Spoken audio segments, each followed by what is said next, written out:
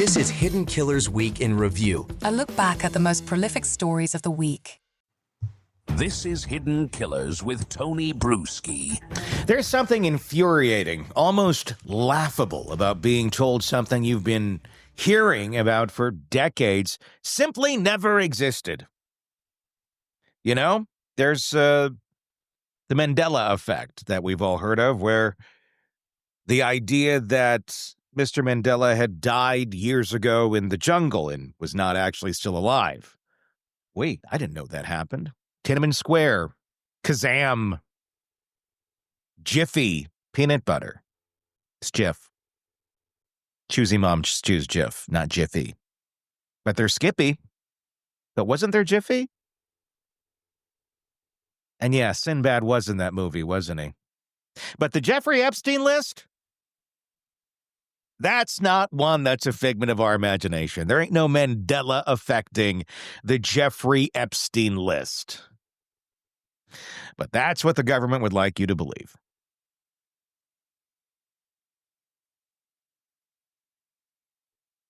The Jeffrey Epstein client list. You've seen it referenced in headlines, court filings, public interviews, even by government officials who claimed it was sitting on their desk. Now they're telling us it was all a misunderstanding. It was a mirage, nothing to see here. And yet, we've had the flight logs, had the infamous black book. We've seen the names, allegedly. We've watched victims come forward. We've watched Ghislaine Maxwell get convicted of trafficking minors, and apparently no one's on that list. Because, she's trafficking them to no one. And through it all, that mythical list, the one people assumed would expose the true scale of Epstein's operation, has hovered just out of reach every single time we get close. Now, the Department of Justice says it simply doesn't exist. So is it true, or is this just bureaucratic sleight of hand? Today, I sit down with someone who's navigated both sides of the courtroom, defense attorney and former prosecutor Eric Faddis. He's someone who's built cases, read sealed indictments, and knows exactly how governments wordsmith their way around uncomfortable truths. We're talking real-world prosecutions, the threshold for naming high-profile suspects, and what might actually be buried beneath that avalanche of redactions and ongoing investigations. This isn't about conspiracy theories. It's about contradictions, about transparency, about a man like Epstein and how a man like Epstein could run a decades-long criminal enterprise with powerful people following in and out of his orbit, and the government still manages to come back with the, sorry, we've got nothing. We'll get into whether the list was ever meant to be a list at all. Was it a flight manifest, a set of text messages, a sealed binder labeled co-conspirators that quietly disappeared under political pressure? What exactly qualifies as a client? And what happens when that definition gets blurred just enough to protect the right people? And maybe most critically, who benefits from denying the list ever existed in the first place? So let's set aside the smoke and the mirrors and start pulling at the legal threads that still remain. Because if anyone can break down what the system could reveal versus what it chose to hide, it's someone who's seen the machinery from both sides. Which brings me to the question that's kicking all of this off. When you hear the phrase Epstein list, Eric, how have you always interpreted what's actually on it? It's a little hard to say whether Epstein had sort of created his own list, some sort of little black book that he had that the government got. That is, of course, disputed. Whether the government received information and created their own list, sort of synthesized evidence from different investigations and put together something for themselves. That is also disputed. But it seems unusual that just no one would know any other participants or players in this sort of decades-long sex trafficking ring. Well, I think we need to define, what is the list? I mean, that's I think a big thing too. Is the list some lists that he has that he had in a black book of taking notes of all of the people? Is it just names of people that were in his black book? Is it a flight log of people coming to and from the island and how long they were there? Is it literally a blackmail list of so and so was with so and so and so and so and their pet golden retriever, which makes it really freaky and weird, list that he can then go off on people with. When you hear the list, how have you always interpreted? In my experience, a criminal who is engaging in decades-long criminal activity like sex trafficking, they're not necessarily going to have like a handwritten list on some paper at home that says, hey, person number one is this guy, person number two is this gal. That seems pretty unusual. I doubt that it exists in that kind of a form. That being said, throughout the numerous investigations and court cases involving Jeffrey Epstein and affiliates, Ghislaine Maxwell, namely as one of them, the government certainly received information about alleged other participants and possibly accomplices. And so, in my appraisal, that's more what the list could be, is sort of the government's synthesis of different evidence and who was involved allegedly in these misdeeds. Yeah, I hear you there. I've always taken it as like a flight log. So look, we know that exists. There's no disputing a flight log exists. Why don't we have that? I mean, if this is the list to go to that's how I thought of the list as. It's like, okay, well, who was on the plane? Were they there for like a day? Were they there for a week? I think that would be very telling as to what went on now that we know what went on that island. But I guess, is the government playing loose with the words here, really, of just like the list? Oh, you meant that list. This other list. And oh, we thought you meant that. Like, I don't know, because this seems a little bizarre because they're not even defining what the list even is exactly. Yeah, when certain politicians and administrations want to use it to their benefit, they're all gung ho about talking about the list. But then when they're pressed on it, the details are kind of scarce. What I think is that there are flight logs, there are certainly texts, emails, different communications, and my apprehension is the government put that together and said, "Hey, here's sort of a master document that discusses Jeffrey Epstein and everything that went on and other folks involved, and incorporates like a flight list, text messages, emails, witness testimony, that kind of thing." And I'm not aware of any law that would prevent the government from disclosing that. It's why would they not want to disclose it, I think, is the bigger question, and why we're all sitting here wondering what is going on. I mean, could this list have been sealed under protective order or a grand jury secrecy? I mean, and even if so, I mean, it would still exist, but would the government have to recognize its existence if that were the case? I'm not aware of any legal requirement Yeah. for the government to tell the truth, and they sometimes don't.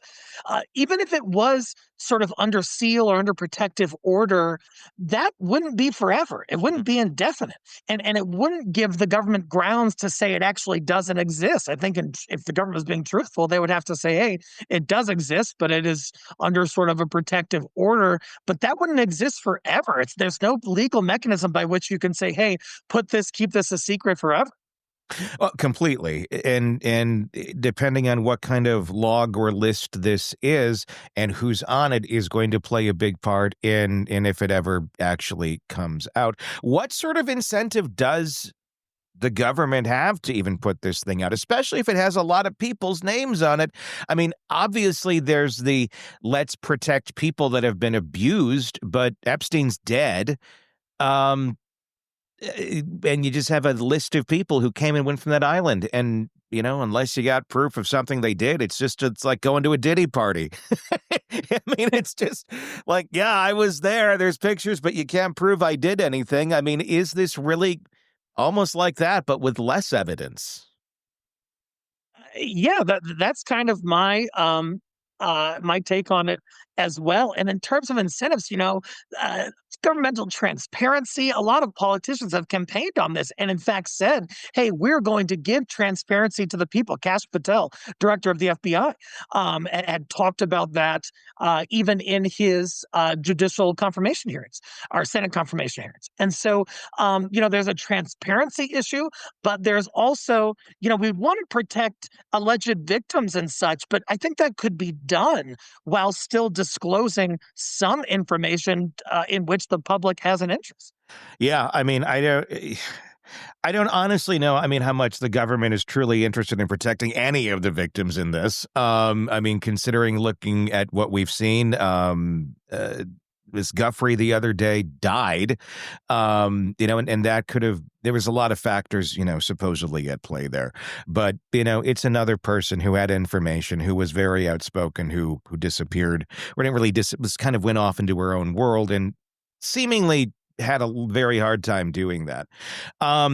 So I don't know how much, obviously on the surface, that's what the public would like. But when it comes to protecting all of these human beings who have so much power, who may have been involved in this, that's the scary prospect of what's the bigger importance here in terms of continuity, maybe, of government.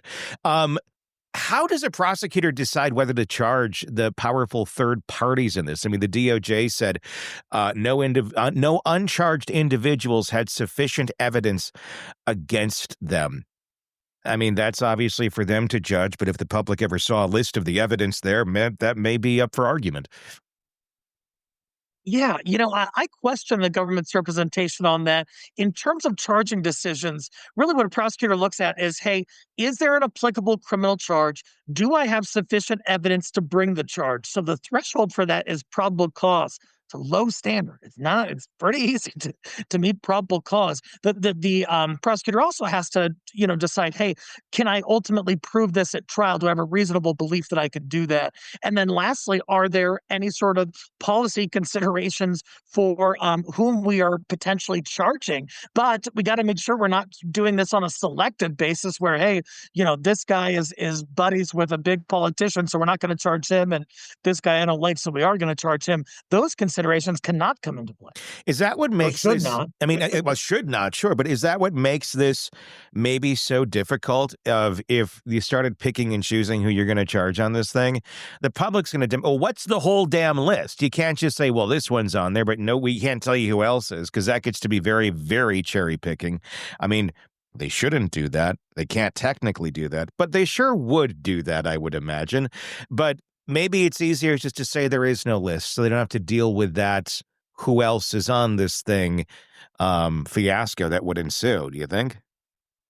Oh, yeah. No, I definitely think that at this point, the administration is trying to kind of keep it quiet. Pam Bondi, the attorney general, came in guns ablaze, and she said, hey, we're going to be transparent. This is Epstein release one. And she released these binders to these influencers. And lo and behold, it was pretty underwhelming. It was a lot of stuff that the public already had. In fact, almost all of it had already been publicly disclosed. And so now they've done about face where they're kind of like saying, hey, there's no list. There's not really much else we're going to give you. And so what's the reason for that 180? Well, and what's the reason, too? I mean, I found it very interesting where they've been talking about this list forever, and they were all so proud, and the one made the cover sheet and then put a bunch of blank pages behind it. Look, we all have a list, and there was no list that they were holding up for everyone. But the fact that they were talking about having a list, we got the list, it's on my desk, the list, and now they're walking it back. And look, I'm not being political here, but then you have Trump jumping in that cabinet room conversation going, you guys are still asking about Jeffrey Epstein? Like, of course people are. That's so old news. Like, yeah, because you're on the fucking list. And you have Elon Musk saying he's on the list. Their former, the former buddies there. And yeah, I mean, it seems very convenient. This damn thing is just suddenly poof up in smoke and never existed. Seems like kind of a crazy thing to say. I think I might stick with I'm just not going to release it.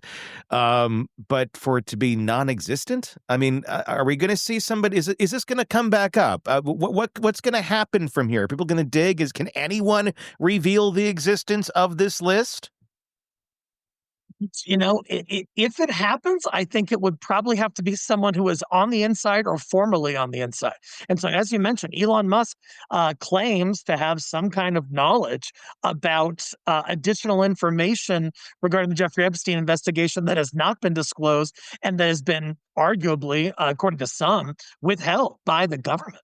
And so, there has to be more information that has been disclosed. I've reviewed what's been disclosed, and just in criminal investigations, we're talking about federal resources. We're talking about more money than God. All these investigators. There's got to be witness statements. There's got to be photos, interviews, perhaps video. Most of which the public has not seen.